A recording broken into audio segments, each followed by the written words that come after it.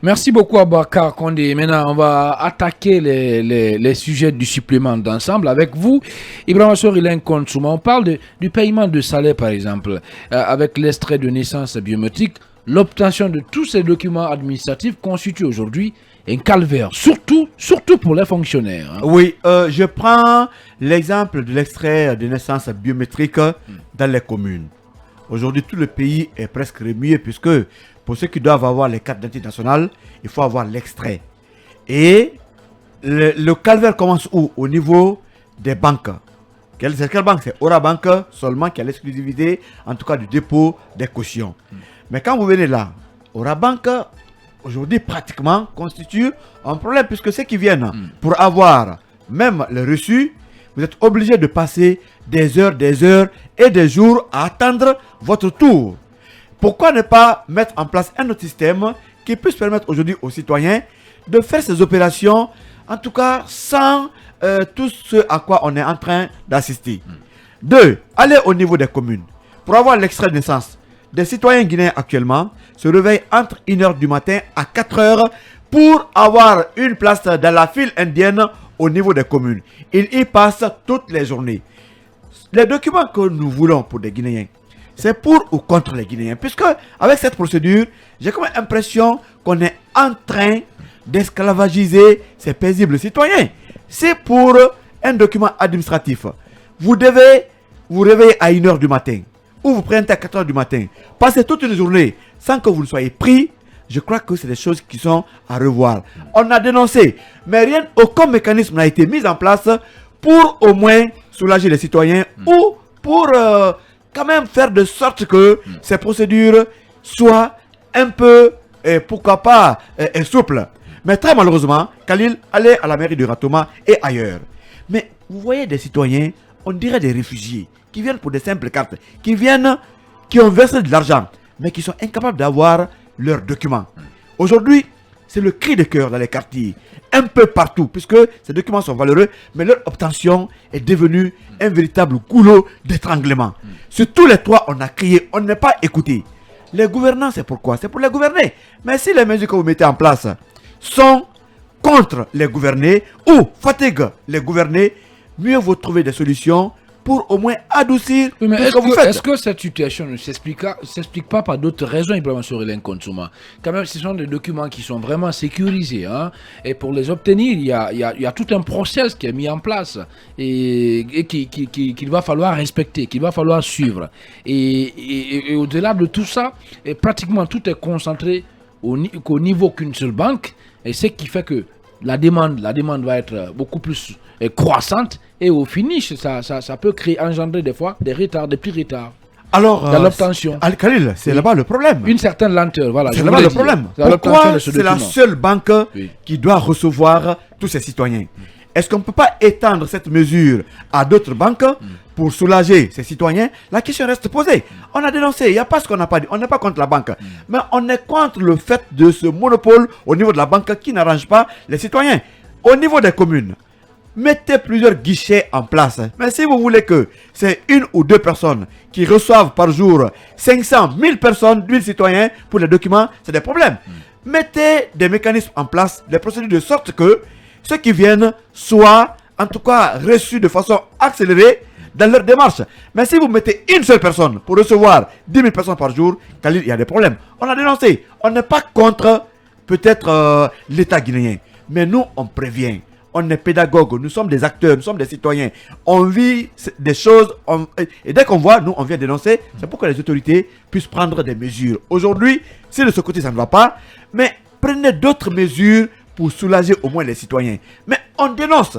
Rien ne s'améliore. Et tous les jours, à son calvaire. D'ailleurs, dans les mairies, même le simple motard aujourd'hui, quand vous venez pour garer, mais même la moto, tu dois payer. Vous payez le stationnement. C'est le cas au ministère de la Sécurité. Mais c'est un peu ça. Même au ministère de la Sécurité. Il n'y a pas de parking. Vous garez votre moto. Mais on paye à qui? Vous aurez la parole. Mais on paye à qui? On paye à qui? Merci. On paye à qui? On paye aux gardes communaux. Merci beaucoup. On paye à ceux qui sont sur place. Merci. C'est pas pour les caisses de l'État, c'est pour les individus. Merci beaucoup, Lenko. Oui, Mamadou Boyi. Comment expliquer ce calvaire? D'ailleurs, est-ce qu'il s'explique? Est-ce que finalement, c'est pas pour la bonne cause? pour de bonnes raisons. Écoutez, il faut d'abord se réjouir que les documents en Guinée soient sécurisés, soient en tout cas frappés par une opération biométrique. C'est important puisque vous le savez, en Guinée, les documents n'étaient pas sécurisés, les cartes nationales, les cartes grises, etc., etc.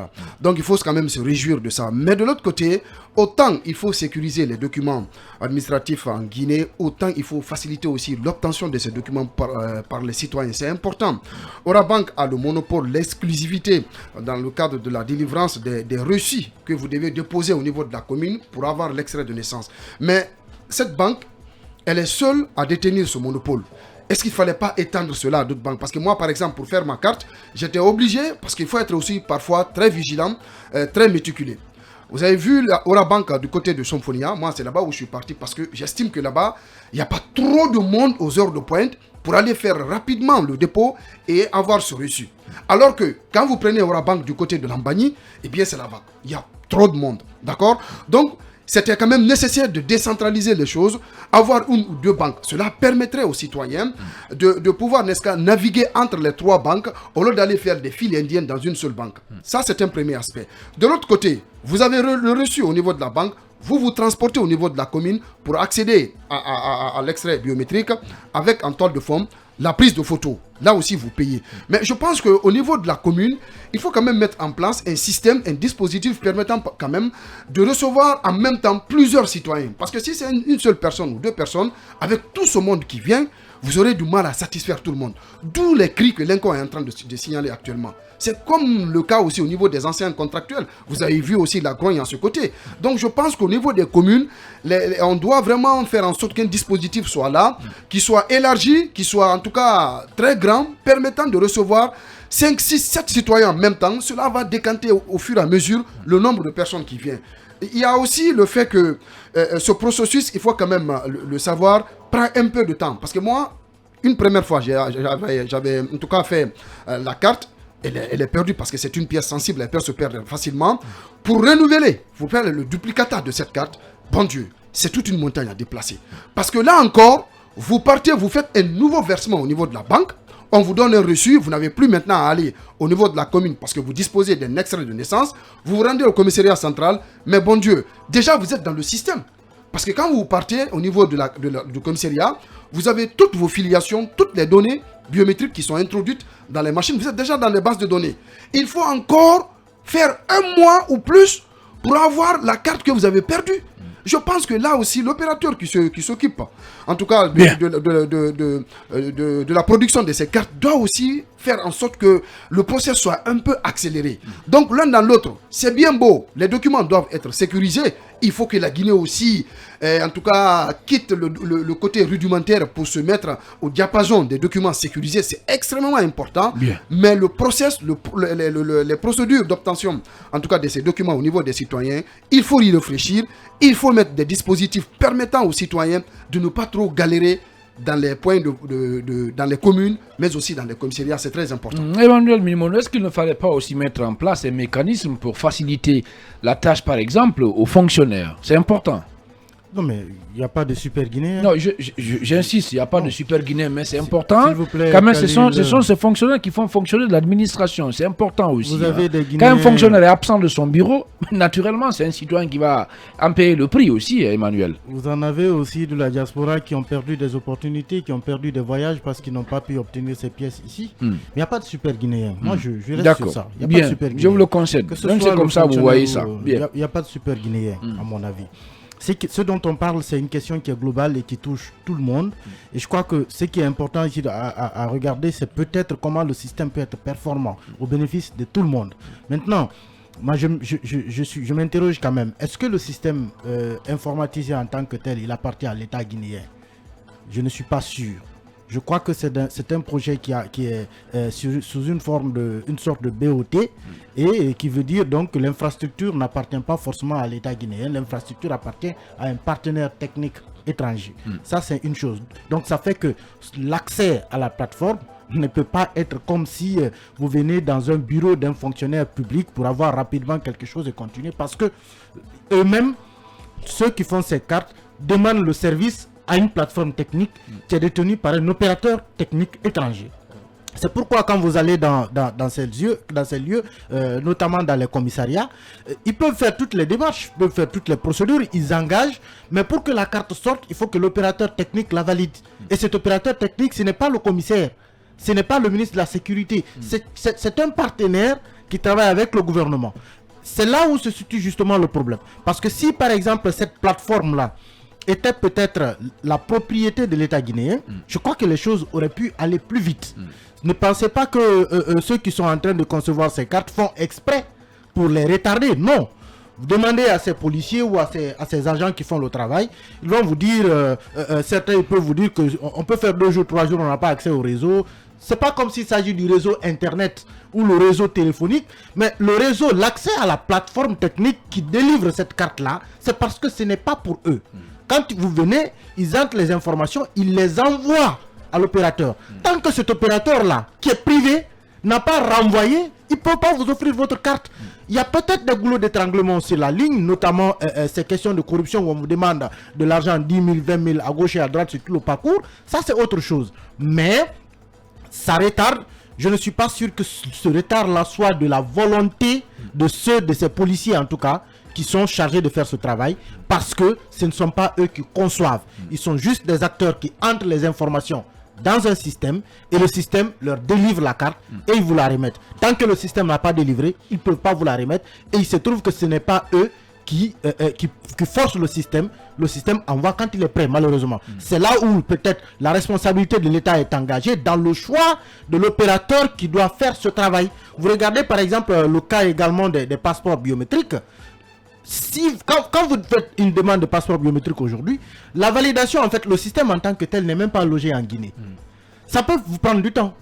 Et la deuxième chose, c'est qu'on vous dit, par exemple, que l'essentiel de toutes les données, concernant notamment la conception des passeports, n'est même pas logé en Guinée. C'est-à-dire les informations des citoyens, c'est même pas sur le territoire de la République de Guinée. Et c'est pourquoi il est important de choisir le partenaire avec lequel on travaille, jusqu'où il est prêt à aller, à offrir une infrastructure, pas seulement sécurisée, mais une infrastructure également efficace, efficiente. Parce qu'on a fixé des délais pour dire aux citoyens à partir de tel moment, il vous faut désormais telle pièce biométrique. Il faut dans ce cas que le système informatisé soit prêt lui aussi à tenir ce niveau de pression-là pour imprimer les cartes au rythme qu'il faut. Dans les banques, oui.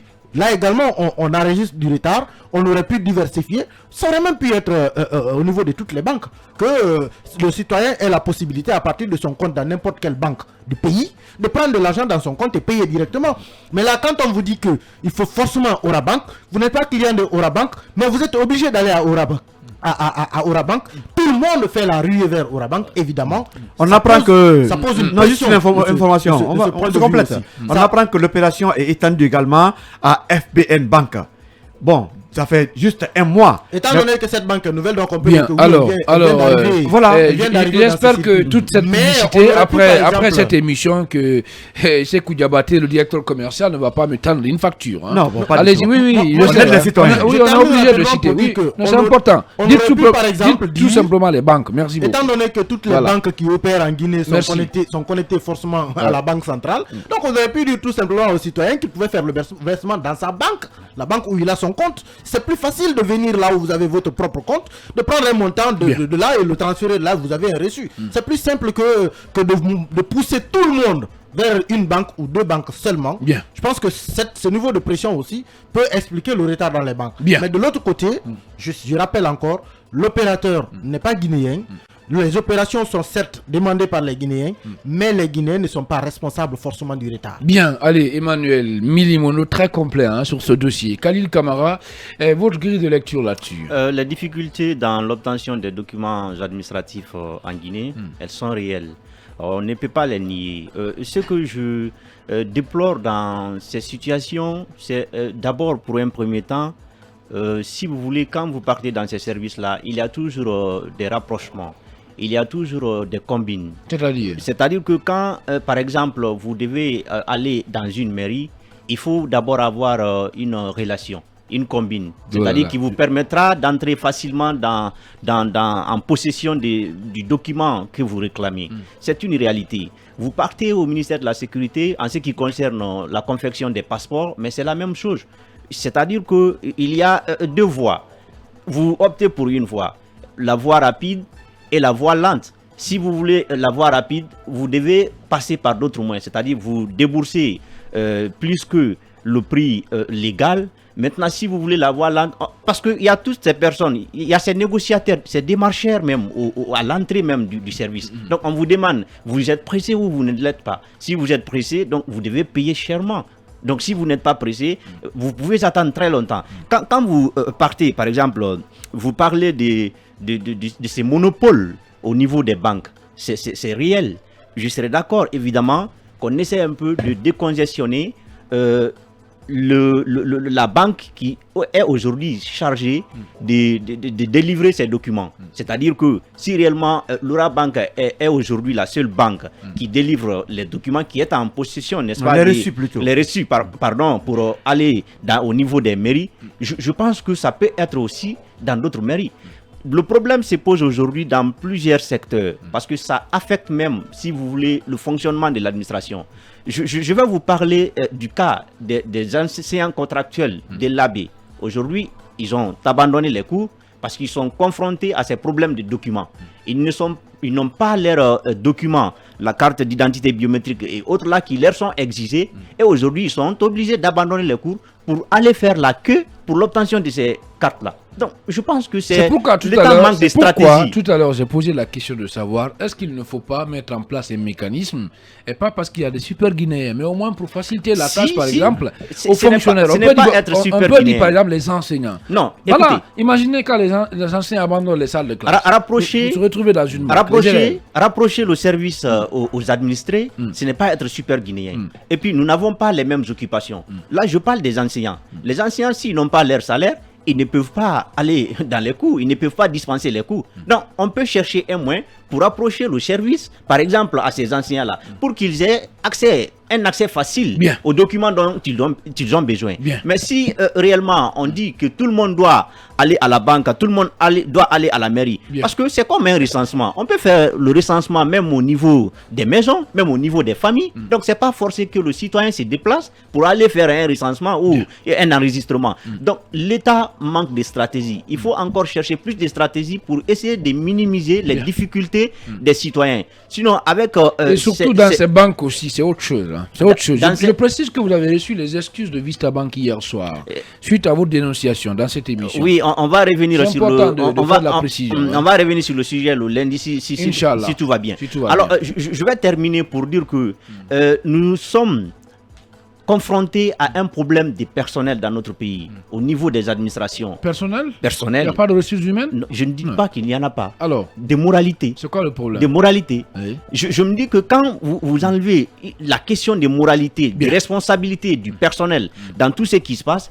le service va être beaucoup plus facile.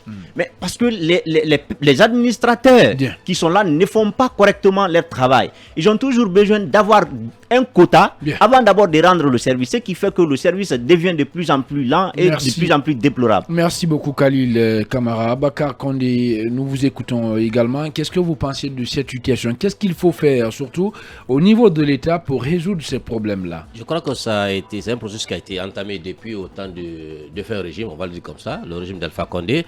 Et ceux qui sont venus n'ont pas tiré les leçons pour évaluer et voir un peu comment performer ce système. C'est-à-dire que vous signez un contrat avec une seule banque. La banque, c'est une banque analogique, je peux le dire comme ça, parce qu'elle aurait dû digitaliser la chose. Par exemple, quand au niveau des cartes d'identité, avec Bissigui, à travers votre téléphone, vous avez un compte, vous payez l'argent, on vous envoie le reçu, vous partez, vous tirez le reçu, vous venez dans les commissariats, vous montrez ce reçu-là. Alors que Orabank aurait dû faire la même chose, vous payez à partir de votre compte ou à partir d'un compte tierce, après on vous envoie le reçu, vous partez tirer le reçu, vous envoyez directement au niveau des communes. Vous partez pour avoir, parce que vous partez là-bas, simplement la chose qui vous amène là-bas, c'est pour avoir une photo, pour vous permettre d'avoir un extrait de naissance biométrique. Et là également, il n'y a pas, ils sont 2 ou 3 personnes qui font pour 50 ou 100 personnes par jour. Donc ça devient complexe et compliqué pour ces agents-là qui ne sont pas forcément équipés pour pouvoir faire face à tout ce monde. Donc je pense que il reviendrait, parce que moi je sais qu'il y avait un projet qu'on appelle projet de modernisation de l'administration et de féminisation qui avait été entamé depuis le temps d'un certain Kourouma, qui était ministre à l'époque. Je pense qu'il est important aujourd'hui qu'on puisse diversifier d'abord les sources, les voies d'accès, mais également qu'on puisse moderniser. Parce que je suis allé l'autre fois, après l'émission, je suis allé au commissariat qui est à côté ici, où je suis allé voir, on m'a fait savoir qu'au-delà de l'argent qui est officiellement annoncé, et pour aller à chaque étape, pour les signatures, il faut payer 10 000 francs. Je me suis dit, mais 10 000 francs, on le paye pour qui? On dit, mais c'est à payer. Si vous voulez que votre document puisse avoir une signature et passer à une prochaine étape, il va falloir payer 10 000 francs. Et là, vous le payez jusqu'à 3 niveaux, 4 niveaux. Donc, alors que vous avez payé initialement un montant qui a été annoncé officiellement. Donc, je pense que ce système clanique, ce système de vol, ce système d'arnaque à ciel ouvert, ça ne date pas de maintenant là. Malheureusement, quand Bachir est venu, on a flanqué sur les portails de chaque commissariat. Le prix, c'est comme ça. Moi, je vous rappelle, au commissariat central de Nongo, à l'époque, les cartes biométriques, pas biométriques, les cartes que nous avons ordinaires qu'on avait, c'était à 15 000 francs officiellement. Quand je suis allé, on m'a dit, écoutez, il n'y a pas de cliché, je ne sais pas quoi. J'ai dit, mais si vous êtes pressé, vous devez payer tel montant. J'ai dit, combien? Il m'a dit 150 000 francs.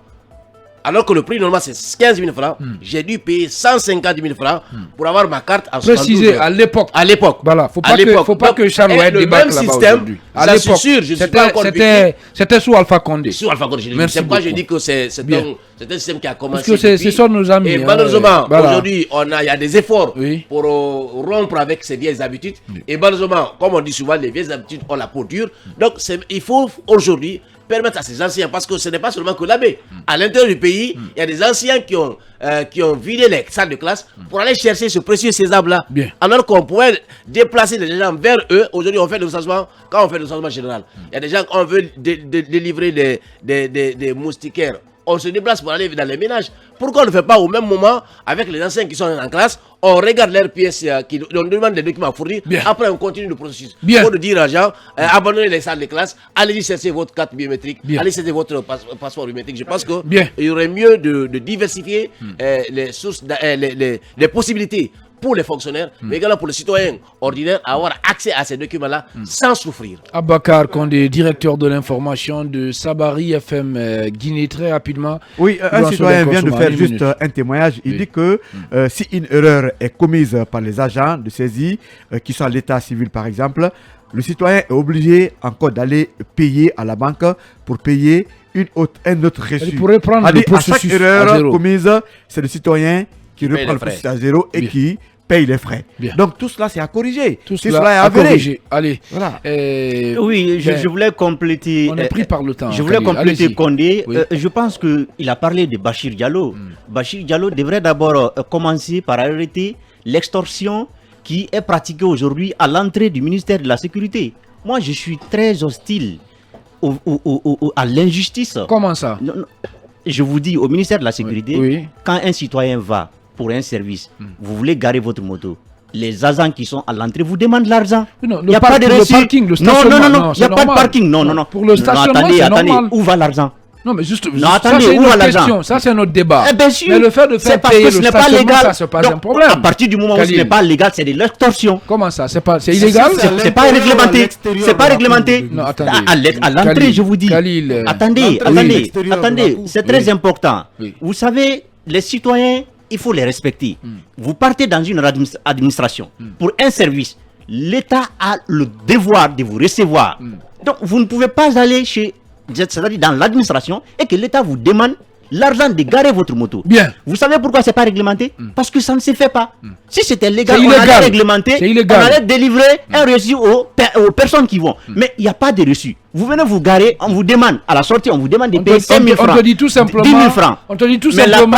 la pratique même à l'hôpital Donka, où vous partez pour saluer votre malade, on vous demande de payer l'argent pour rentrer. Merci beaucoup. Je pense qu'il faut demander ça au gouvernement. C'est important. Merci beaucoup Khalil Camara. Je rappelle que vous êtes journaliste à Nostalgie FM Guinée. C'est Film Guinée, mesdames et messieurs, que vous écoutez. Merci de nous rejoindre dans le temple de l'info.